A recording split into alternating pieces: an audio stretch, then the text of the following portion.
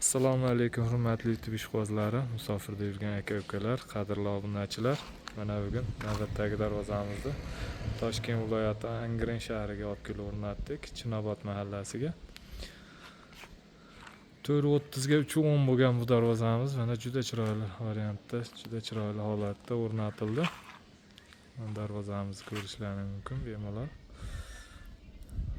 Darvozamiz oldiga ochiladigan bo'ldi. Darvozamiz materiallari haqida, ofishiy summasi haqida qisqacha ma'lumot berib o'tsak, 4:30 ga 3:10 bo'lgan bu darvozamiz ofishiy summasi 11.600.000 so'mga olib kelib o'rnatildi. 1 kvadrat metri 870.000 so'mdan olib kelib o'rnatildi.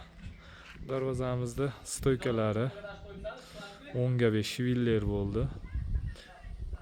Stoykalari ikki yoni, tagi shiviller bo'ldi. Tepa varianti 10 ga 5 1.7 stenada bo'ldi. Profil bo'ldi tepa varianti. Ichidagi profillari 6 ga 4 1.5 stenada, listlari 1.8 lik listda bo'ldi. Mana ko'rishlaringiz mumkin. Ichidagi arqon chaspak 2 ga 3 chaspaklari ham o'sha 1.5 lik stenada. 2 ga 3 chaspaklari 1.5 lik stenada, arqon chaspaklari ham qalin stenalida qo'yildi. Ruchkalariga ham tillarang nejvinkalar yopishtirilib, juda chiroyli holda o'rnatildi. Zamoklar zubur zamok har doim o'rnatilgan. Zubur zamok, orqa holatlari, orqalarini ko'rsatib o'tsa.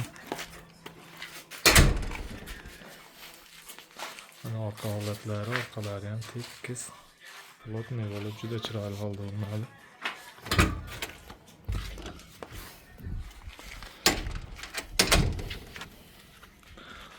Hurmatli aka-ukalar, qadrli obunachilar, kimga shunday darvozalar kerak bo'lsa, ekranimiz pastki qismiga nomerimizni qo'yib qo'yamiz. Bemalol murojaat qilishlaringiz mumkin. O'zbekiston bo'ylab dostavka, ustanovka mavjud.